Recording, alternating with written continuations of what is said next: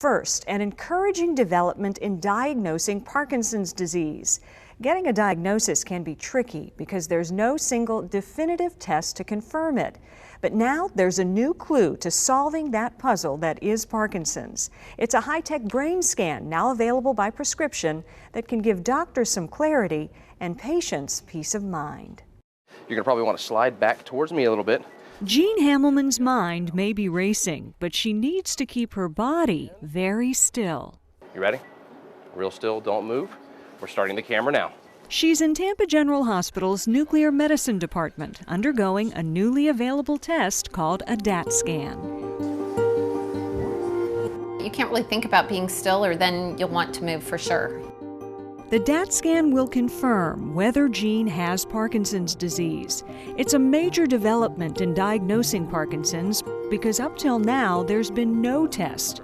Doctors have depended on assessing physical symptoms over time for a diagnosis. Well, in Parkinson's disease, patients are losing dopamine neurons in the brain. And once they're reduced by about 50%, patients get the symptoms, which are slowness, stiffness, tremor, and it tends to start on one side.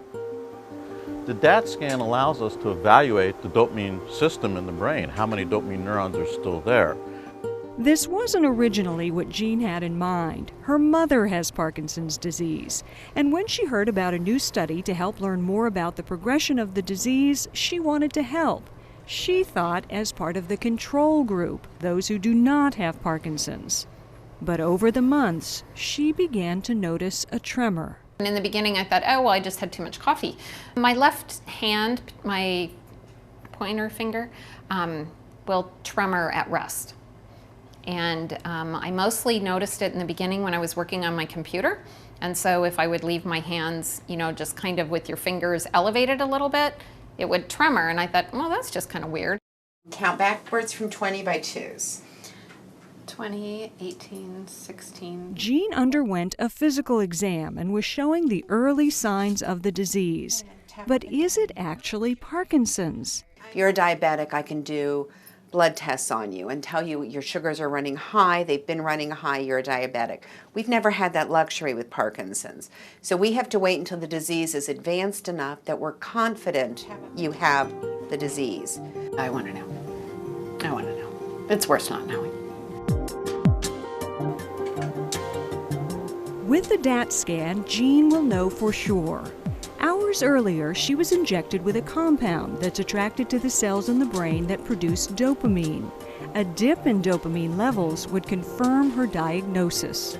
We are going to generate about 128 images over the course of about half an hour, and what we're going to end up with is a three-dimensional rendering photograph of the brain that allows us to see the brain in slices so that you can look at it from front to back, side to side, and or top to bottom. The DAT scan cannot distinguish between Parkinson's and other cousins to the disease known as Parkinsonisms, but it can confirm or refute a diagnosis. Feet over here towards me. Ready? Here's what doctors are looking for. In people without Parkinson's, a DAT scan shows two plump, fuzzy, comma-like figures. That represents normal dopamine in the brain. In people with Parkinson's, those commas are diminished. They may appear more like dots, if at all.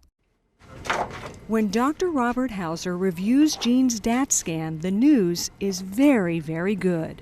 We can actually see how the dopamine neurons are doing. And in a normal case, we see these nice plump commas, one on the right and one on the left, and that's what we see right here in Jean's scan. So that tells us he has a normal complement of dopamine neurons. It takes a while to sink in because for months she had been adjusting to the idea of life with Parkinson's. And then yesterday morning I woke up and it was like, I don't have it. I don't have it. The DAT scan is given as part of a study called the Parkinson's Progression Markers Initiative.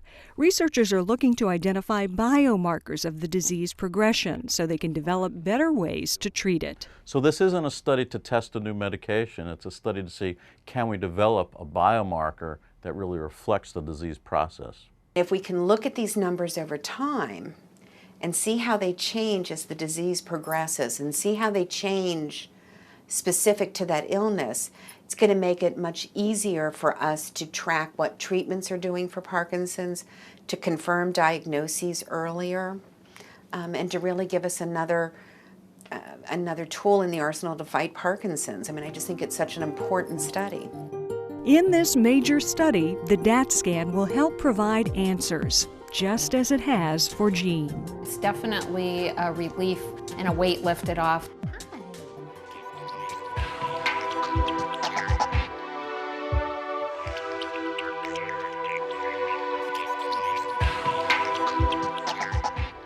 The DAT scan is expected to cost around $3,000. Most of that would be covered by insurance starting this summer.